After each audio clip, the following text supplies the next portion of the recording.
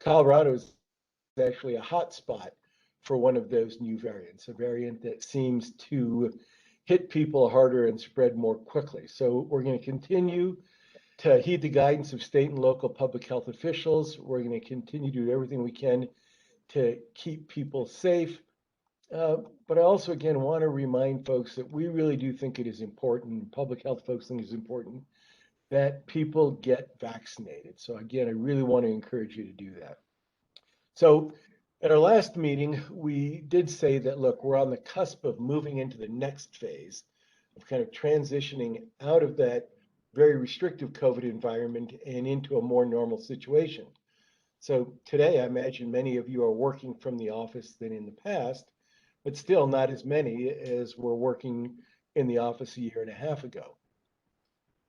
We aren't saying right now that everybody needs to come back to the office, but beginning on July 1, we're not going to eliminate remote work, anything close to it, but we're going to begin to shift into a new phase, a reset period that'll go on between July 1st and right up through August 23rd. And during this extensive time period, supervisors will start working with their staff on implementing the new alternate work arrangement guideline that will be in place and that you've seen Christina Cecil present on in the past. As we start to wind down again, we are going to still maintain flexibility. It's not going to be absolute. And of course, some people will need to come to the office. But again, working with your supervisors, I think we'll be able to ease back into a more normal operating environment. And again, I'll just say it one more time, we continue to strongly encourage employees to get the vaccination. We're not mandating it, but we're strongly encouraging. So before I move on from talking about COVID, any questions about that or about the transition period? Okay, I'm not seeing anything.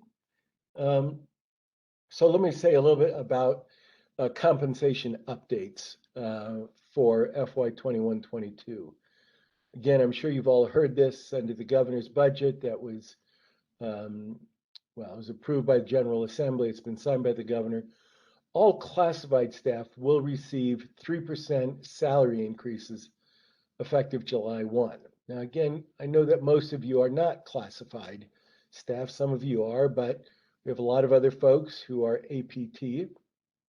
So if you're classified, you will, if you haven't already, you'll receive later today a written communication from HR explaining more about that annual rate increase in the classified pay plan. But for APT employees, we've been looking at, of course, we always try to somewhat follow the classified staff increases. Of course, last year nobody got increases. I'm glad that's changing this year.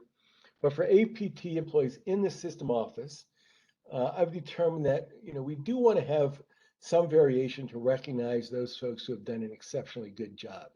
So for APT employees who received a meritorious rating on the performance review, they will receive merit increase of 3.25%. And folks who received a commendable rating, still very respectable, will receive a 2.75% increase. It's not a huge gap, but I wanted to make sure we are recognizing those folks who we really thought were the top performers. Now, anyone who received a promotion or position change after May 1, or anyone who got a needs improvement rating is not eligible for an increase on July 1. And again, if you haven't received it yet, you will receive a written communication from HR explaining more about the APT pay and changes to para contributions. I recognize that that also impacts your take-home pay, and that's very important. Now, this year, we didn't make any market-related adjustments. These simply weren't any approved. We recognize that there are a lot of folks who think, and I would agree, that we should be looking at the local market. We know in many cases we're a little bit behind the market. We did not make any adjustments this year, but I did review and approve adjustments for a total of 12 positions in the system, but those are ones who met a very specific criteria. And those criteria were related to taking on additional duties, internal equity, or job classification changes. So again, very limited number of folks who got something outside of that standard, roughly 3%. Now, HR is working to get all these adjustments in place for the July payroll and will send out official salary notifications the latter part of the month. But it's really a good time for you to check on your pay on the July pay date to ensure that the proper adjustments were made for benefits, for salary, requested deductions, make sure your address is current. Really want to make sure you work with HR so that we have everything up to date, including reviewing your emergency contact information. So HR will send you information about how to do that if you have any questions about that. So any questions about those pay issues? Okay, a quiet group. That's okay. Let me move on. Because we're gonna, I think, I'm looking forward to this, a presentation from our System Office Committee on Inclusion and Equity. So I want to introduce the co-chairs of our System Office Committee, and that's, of course, you all know them, Laura Duclos and Amy Kahn. So they're going to provide us with an update on members and activities, and I want to turn it over to you, Laura and Amy. Awesome. Thank you. Thank you, Joe.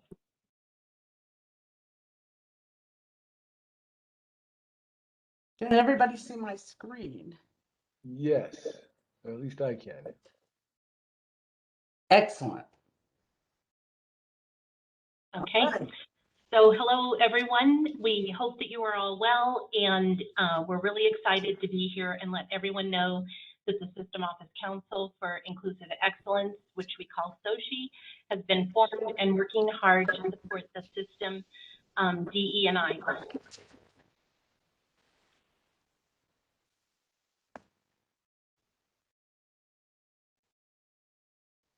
So SOCI, as we call it, is comprised of 18 council members representing almost all departments of the System Office who have worked hard this year to create a working team who are focused on an action plan for equity and inclusion for the System Office. We are one element of diversity, equity, and inclusion work at the System Office. So many of your departments are conducting workshops, attending training, and implementing wonderful ideas to support DE&I work. SOCI's role is to enhance the good work that is already in place. In 2020, this set of volunteers from the System Office met to discuss the system's role as a subgroup and create a team to document current activities and forge an interdepartmental task force now known as the System Office Council for Inclusive Excellence, SOCI, to collaborate and write the System Office Diversity Action Plan. And so the members of our team are Stacy Amaya, Kate Barnes, Robert Bridge, myself, Lisa Grayfrith, Sarah Geno, Kelsey Jones, Chris Juarez, Amy Kahn, Chris Lukes, Daniel Metz, Molly Moats, Tina Moore, Emily Perry, Kendra Rodriguez, John Schmall, Michael Schulman, Shauna Taylor, and Karen Vidrio Aguirre from IT. So Dr. Amy Kahn and I are the co-chairs of the committee, and I'm going to turn the presentation over to Amy. And I'm also going to put our email address in the chat. Thanks, Laura. For today's presentation, we asked our members to send us quotes. We asked them why they joined SOCI, and some wrote their own words, as shown on this screen. Give you a chance to read it. Others sent in quotes from citations that were important to them. We've woven all of these throughout the presentation. Thanks, Laura, for posting that in the chat. We want to thank Dr. Ryan Ross for his guidance as we work together to make the system office a better, more inclusive environment to work. So she framed all of its work to align with the system's strategic equity priorities and the Dialed into Equity framework, otherwise known as DAP.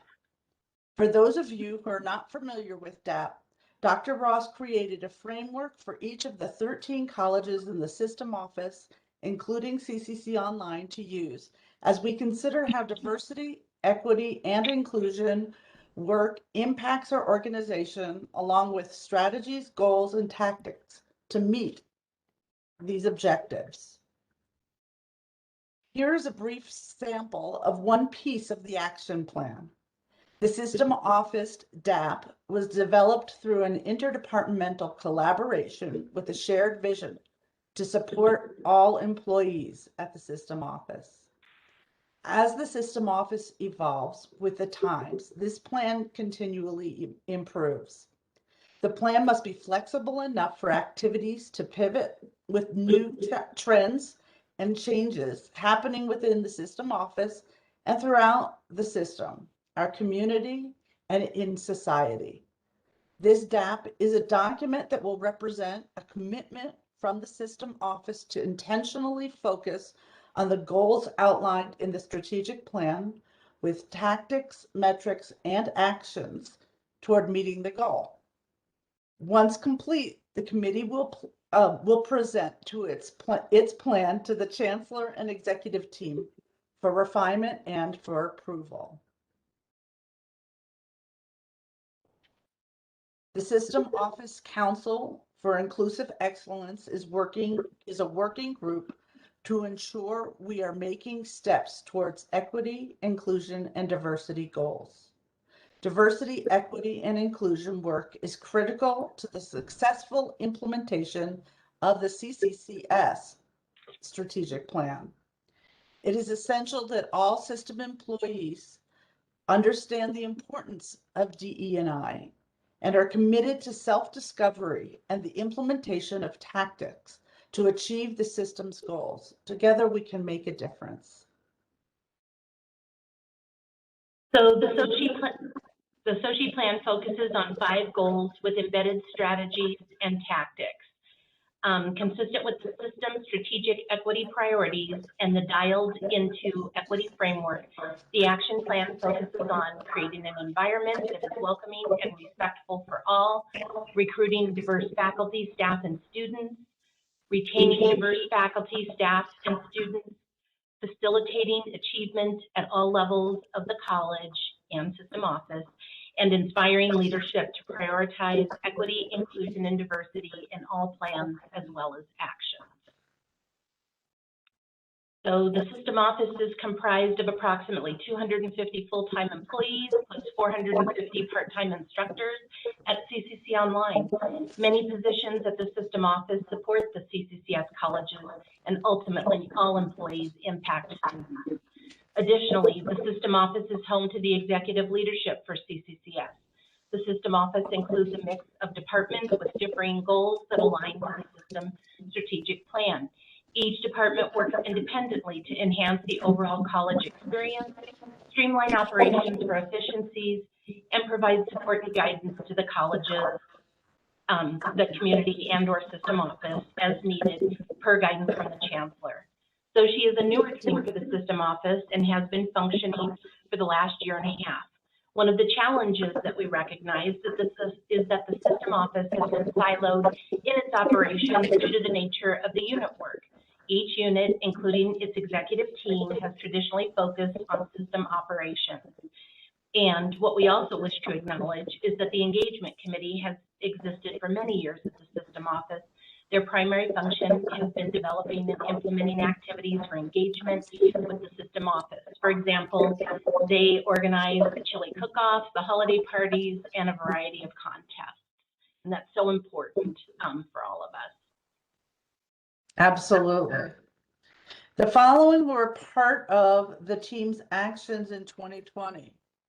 We have constructed a SharePoint site to house information, documents, discussions, and actions in support of the plan. We developed a team charter with roles and responsibilities. We've conducted many activities and icebreakers for the SOCI team to self-reflect and increase team cohesion. We've created a call to action document to measure our progress toward the DAP goals. Implemented goal subgroups to focus on targets and tactics for each of the DAP goals, and met to share strategies and discuss with the larger SOCI community. We have continued to commit to learning about our personal experience with DEI and our role as a member of the council. As you can see, the team has set the foundation for diversity, equity, and inclusion work at the system office. The work this year has been informing the SOCI committee and formulating our plan.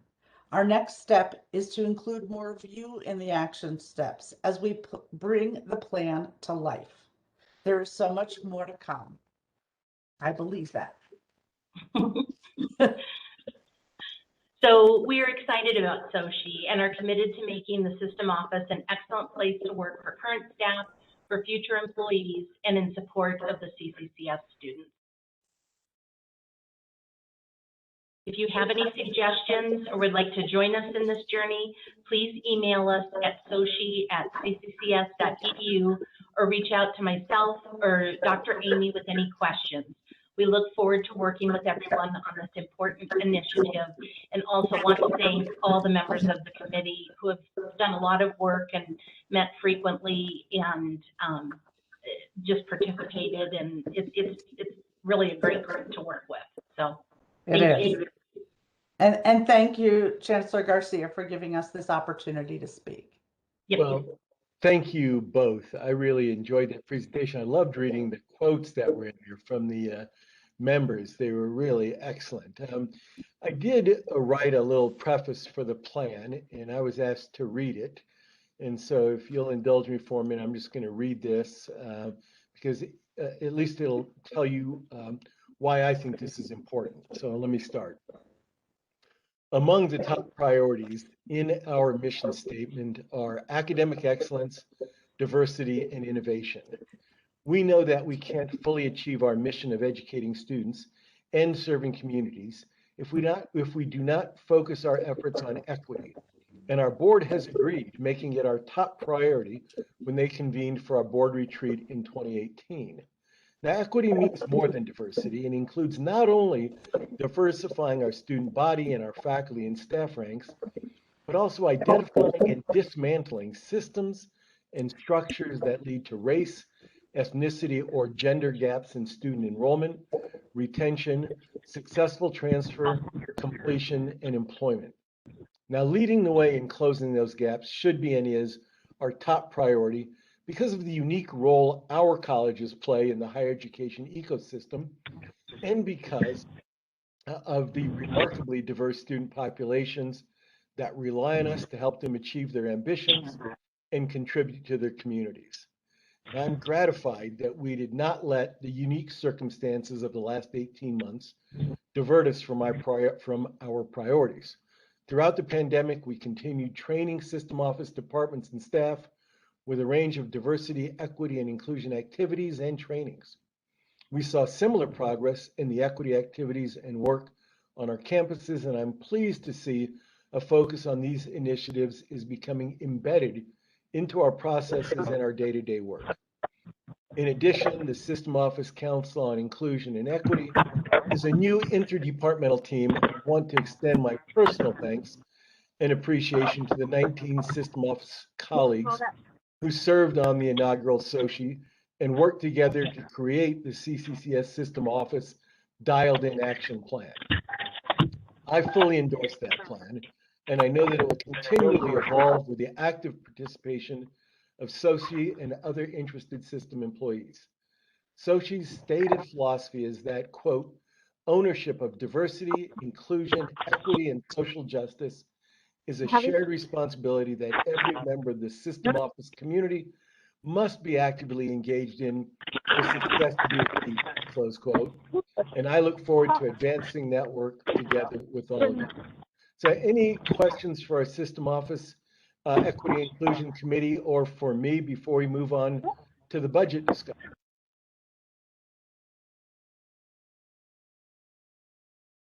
Okay. Well, I know that sounded like kind of heavy stuff, and it is important stuff, but it is something that we know is key to achieving our mission. And we also know we can't do it just with Amy and Laura or with all the members of SOCHI. We really need all of you to share in these efforts. And I know you believe in this. I hope that you will do everything you can to help support SOCHI's work. So thank you again, Amy. Thank you again, Laura, and your colleagues on the committee. So again, we received feedback after the last meeting that the state level budget and college enrollment updates are helpful, but you really want to hear more about the System Office internal budget, how it works, and the fact that we know it impacts you more directly. So I'm pleased to introduce our widely known, widely respected CFO, who's going to make a presentation on our internal System Office budget. And of course, that's our CFO and Vice Chancellor, Mark Saperka. Take it away, Mark. Thanks, Chancellor Garcia. I'm going to share this document, hopefully.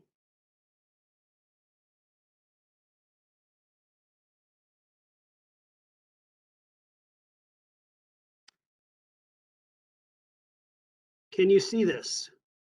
And can you hear me? All right, we're good. All right, this is just an overview of both the sort of process, giving a little context and scale for the System Office budget, as well as outline some of the new base budget and one-time investments that the board approved in its June meeting. There's a more expanded version of this that you can go out to and look at all the colleges as well as our budgets in the June board materials, 50+ pages of numbers. If you'd like to or care to do that, I'm sure all of you are psyched about doing that, but that has sort of the broader picture as well. But I'm going to focus on the System Office and start with a little bit of the process. So in terms of how the budget process in the System Office works, department heads, vice chancellors are those who report directly to the Chancellor Garcia, submit decision item requests for new ongoing and one-time expenditures for the following fiscal year. This takes place usually in the February-March timeframe.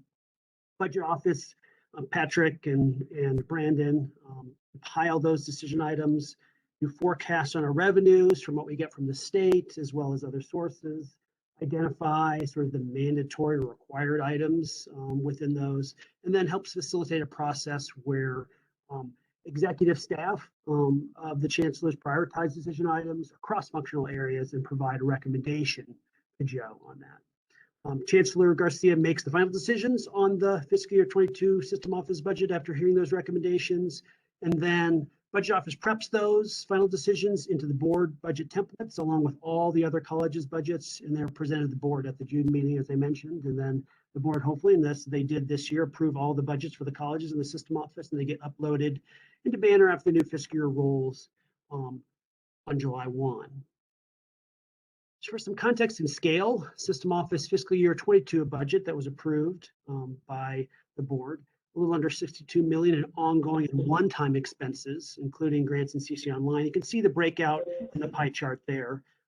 We're primarily funded with general fund, which is state appropriations, as well as payments from the colleges to support services that we provide here. Obviously, CC Online in terms of revenues from providing the instruction, as well as some revenues from the college to support some of the infrastructure is the next biggest part. And then grants is a significant part, primarily federal, although some other types of grants from private institutions as well. And then one-time transfers either to the colleges or expenses that will go out to the colleges on their behalf. This represents a 12.3 increase over the current year's projected actual expenses for sort of the general fund side. CC Online is a 4.5% increase, and the grant side about a 15.6% increase. You'll see some of those bigger numbers, primarily because we're making up for cuts in the current year, as well as we're, especially on the general fund side, making up for vacancies that we had to hold over the year to meet our budget targets. then this is just another way to look at it functionally by department. You can see, in terms of the types of spending that is done in terms of monetary value. CC Online, the largest percentage of that spending in the budget. IT next. Bob Academic and Student Affairs in terms of we take total funds. And know that there are a number of departments and areas embedded in these. It was too complicated of a pie chart to get on one page with everyone in there. But for example, the Chancellor has internal audit and comms and marketing and legislative affairs. It was all the board stuff. Finance has Lowry operations, human resources has payroll, et cetera, et cetera. So you're all in here. It's just a matter of the main areas that we could see and embedding those in there. You can sort of see the breakout of that as a scale and scope of the department at the system office. And then for fiscal year 22, some of the key investments that were made, and I think Chancellor Garcia talked about the 3% salary increase pool. We also had increases in health life dental costs, risk management costs from the state went up this year, and a full, restating of all the positions held vacant in the current year. That was a significant amount of money, and I would thank Chancellor Garcia personally for taking that approach instead of furloughs and or layoffs to get through the year, because it was, I think, a strategy that paid off given the pandemic. But I also want to thank those managers and those employees who picked up the slack of those folks who we had to leave vacant in order to meet our budget targets for the year, and all the extra help they provided to get us through. So really appreciate that. We have a number of required system-wide software and IT hardware maintenance costs and ongoing increases related to our disaster recovery site. We are adding 5 new staff on the general fund side, 2 in IT, application developer and project manager for student financial aid related projects, 1 academic affairs, student services related to being able to get more flow through in those student and financial aid projects, and 2 in HR, including a professional development staffer that will work on system office stuff as well as system-wide needs. And then a partial restoration of operating cuts made in the current fiscal year. These aren't all the new investments. Those are some of the broad categories of the significant investments that were made. And then in terms of key new and one revived one-time investments, so these are typically from reserve funds or one-time funds. Marketing, continued investment like we did last year to help bolster the colleges' marketing efforts to bring enrollment back, et cetera. Disaster recovery site, equipment, a one-time portion of those ongoing things that we need to do to keep that running and rolling and transition into a lease model. Revamping developmental education plan to align with House Bill 19-1206 in terms of co-requisite models for the math discipline and providing some resources there, coupled with some of the things that colleges are going to provide, to be able to move that along to meet the targets set in 1206, as well as sort of move the math discipline along the co-requisite model on the development and in terms of developmental education. Replacement of Lowry campus switching and wireless networks, which need to be done on a regular basis. Cybersecurity training for all of the system, not just the system office. A Lowry campus site assessment as we move into 2024, and looking at the deed restrictions being lifted with the Air Force and having more flexibility in what to do with the campus. Starting that process and doing an assessment on that to make sure that everything goes smoothly and that deed restrictions and working with the Air Force. And then finally, the one that we had to put on hold for a year, teaching and learning grant, significant dollar investment. This is the first tranche of a $5 million effort over multiple years. It was approved by the board, but put on hold in the current year, and then now is allowed to go forward the remainder of this year and into next year. A big investment that'll help move the needle in terms of some of the equity goals that Chancellor Garcia spoke about, and some of the stuff that the Equity Committee spoke about as well. Any questions? That's sort of a brief and very quick one. I know we're on time, but I'm happy to answer any questions that you have on any of those things or the process, et cetera. Great presentation, Mark. I think people can see what we're having to invest on the IT side. We know that as we're doing more delivery of services, instructional and otherwise, remotely, it takes pretty regular investment, not just in equipment and software, but people to keep up with all the project requests. You know, of course, we provide services for all the colleges. So again, any questions for Mark? We do have a few minutes left, and hope that that was helpful to folks in understanding kind of where the money comes from, where it goes, and what adjustments we had to make this year. And again, one of the great things for us is, again, we've got someone like Mark who really knows finances, knows the state system, and knows that, you know, temporary blips from one year to the next shouldn't lead us to overreact.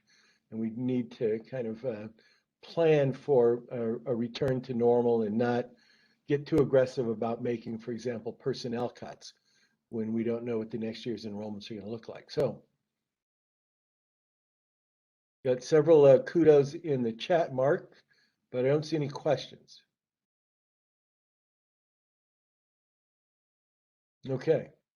Well, Mary, any questions on other things that you're saying that we should address in our last 8 or 9 minutes here? No, Joe, no questions came through during that. It was all just comment. Oh, wait a minute, we just had one. From Matthew, yeah. Matt, I don't know if you can see his question, Mark. He said, if CCC Online brings in 37% of our revenue, what happens in the next 3 years with Colorado Online? I think we'll evaluate that as the structure of Colorado Online evolves in terms of what it ends up being. But I will say that obviously the vast majority of those revenue support expenses on the instructional side in terms of the teaching components of that. And so those, depending on what that model would be, would follow sort of the costs related to that. And as we've had in the past, you know, CCC Online operated under sort of a revenue sharing agreement with the colleges, so the tuition was paid. Some went to CC Online, some went to the college where the student was really a native student, and some came to our system office reserves to help us build those reserves, which we intend then in turn use to support the colleges on a project-specific basis. We really don't see that changing dramatically. I mean, how that revenue model will work and how we'll share it will obviously have to change, but we are hoping that our enrollments will grow overall, revenues will grow overall. We'll still continue to benefit from that revenue in part here at the system office, so that we can, again, in turn, support the colleges as we have in the past. So exactly what it will look like will change a bit, but the overall approach won't. That is, we really look at that as an important source of revenue that supports the system and the colleges, and then of course covers the cost for providing the instruction in the first place. Okay. Well, you guys say you want these meetings, and I want to continue to provide them. So I hope that you are getting something out of them. I know this is a quiet group, but if you have questions at any time or think of questions later that you wish you had asked but didn't want to do in front of the whole group, please let me know, let Mary know, let Mark know, any one of us will make sure that we get you the answer.